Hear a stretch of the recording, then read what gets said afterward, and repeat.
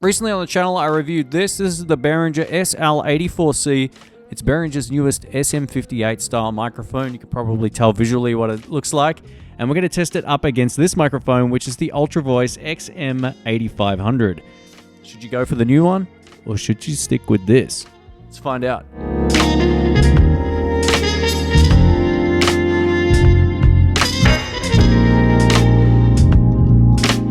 Welcome back, guys. My name's Shane. Today we're checking out both of these two budget microphones.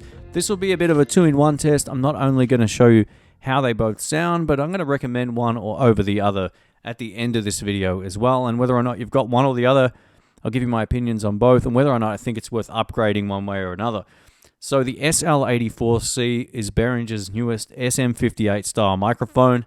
As you can see, it has that look. Now, I've got to tell you on my full review, I'll link it up in the cards. I wasn't overly blown away by it. I didn't think it was a bad sounding microphone, but there's much better dynamic mics than this out there.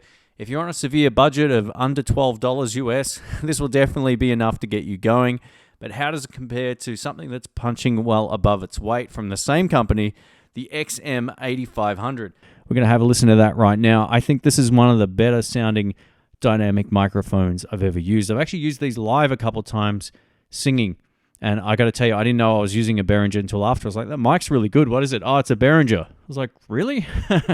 So this particular microphone doesn't quite have the sizzle on the top end that the 84C has, but it has a much fuller, nicer sound. It has a more premium sound to my ear.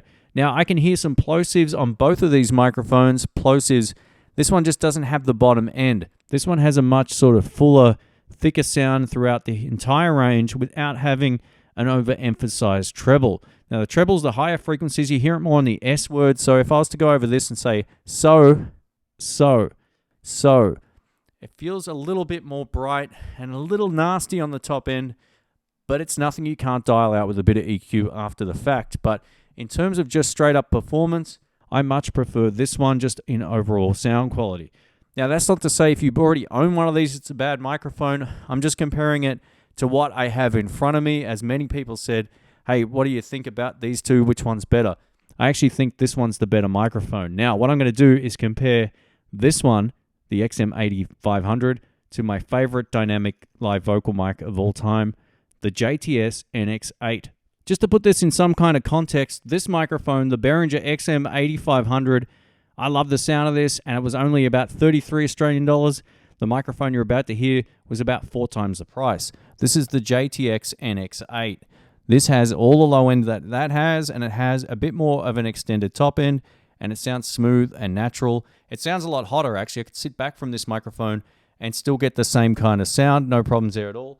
And this isn't far behind it. I really feel like this is a very close sounding microphone to the JTS NX8, which is my favorite live performance microphone of all time. Let's check out the handling noise. Let's start with the Behringer SL84C with some handling noise. In my right hand, I'm actually holding the cable. I just want to isolate this to the actual microphone.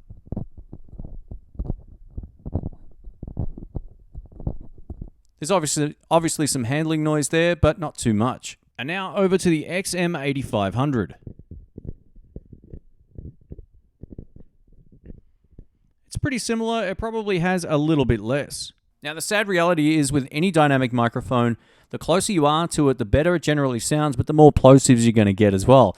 So there's a fine line between where you want to actually have your mouth in conjunction to or from the actual mic grill, and you might want to try talking across it if you don't have a pop filter, but this is how it sounds at its best. Over to the XM8500. Now, this microphone in my headphones just sounds that little bit more premium. It has less plosives as well. It still has a few, but it's not quite as bad. And overall, I think this is just a more pleasing sound to my ear. It reminds me very heavily, I got to tell you, of my actual Rode Procaster. You might laugh at that, but we're going to test that out in just a moment. But overall, to get the sound out of both of these microphones, you really do have to crank the preamp up.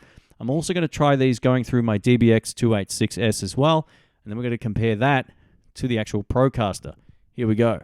Now, this part of the test might not be for everybody, but if you do own a DBX286S or even a Behringer Composer, these are the kind of results you can get with an inexpensive microphone with just a little bit of processing. To me, this just sounds so much better than it did before. It sounds more uniform. I can sit back and still get a really nice signal as well. So definitely having the compression, the expander, and also a 2-band EQ on tap as well definitely brings out the best in this mic. Let's now go over to the SL84C. And now over to the Behringer SL84C. I think this sounds infinitely better than it just did before. I'm further back from the microphone, also using the pop filter, of course, as well, to get rid of those plosives. This is a very usable microphone with a little bit of sort of either post-EQ or pre-EQ and compression and all that kind of stuff. So if you've got a rack unit like I do, the 286S, you'll get the most out of any microphone you plug into it. It will make even an $11 microphone sound so much better. And we can test that by getting right up on the mic, bringing my voice down, and seeing how that sounds. I've just extended the bottom end as well now, so you can see how it sounds in more of my natural talking voice at lower volumes with more EQ on the lows. So this should make the microphone sound way more premium. And this is an $11 microphone. I can't believe it. $11.99, $12, $12 US, $30 here in Australia. Super inexpensive. And I think this sounds pretty great. Let me know what you think of it. And now back to the Behringer XM8500.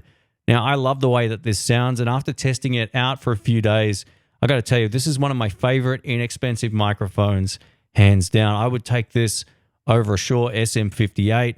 I like the sound of this better, even more so than the Behringer SL85C that I did a review of as well, which is still a really great microphone. But this just sounds really full and fat. And what we're going to do now, thanks to this DBX286S, we're going to compare it against a much more expensive sort of semi-pro end podcasting microphone. All right, over to the Rode Procaster. Now, I've got to tell you, there's not a massive difference between this and the XM8500. There is a difference, of course, being that this is a larger diaphragm and a much more expensive microphone. But I tell you what, most people who wouldn't be actually seeing these on video and just using your ears wouldn't have any complaints with either of the other two going through the DBX. Now, if you don't have an external processor and you're just going directly to the sound card, my instinct is to say go for the XM8500 if you're on a budget in comparison to the 84C. The 84C is not a bad microphone. If you're on a super sort of tight budget, you can get away with it. You can get some good sounds out of it. But definitely get one of these little pop filters for it as well. It would definitely help with those plosives. And if you are buying a rack unit like that, any of the microphones that you can buy will generally sound pretty good going through it. And now we're going back to the XM8500 from Behringer just for this last part. Now, full disclosure, none of this stuff was free. Everything that you've seen in this video, including the cameras that I shoot with, are all things that I've paid for, including these microphones. So for me, I'm not going to be biased one way or another which one sounds best. I love the Rode Procaster. I think it's a great microphone once you get some external processors or a cloud lifter or whatever, just to give it more gain. But I really feel like the sound difference between this and the Procaster is pretty minimal. I got to tell you. So let me know what you think. Thanks again for watching. My name's Shane. If you want to find out about any of these mics, I'll leave some links to B&H in the description below. That helps support the channel at no extra cost to you. Thanks again. Catch you soon. See ya.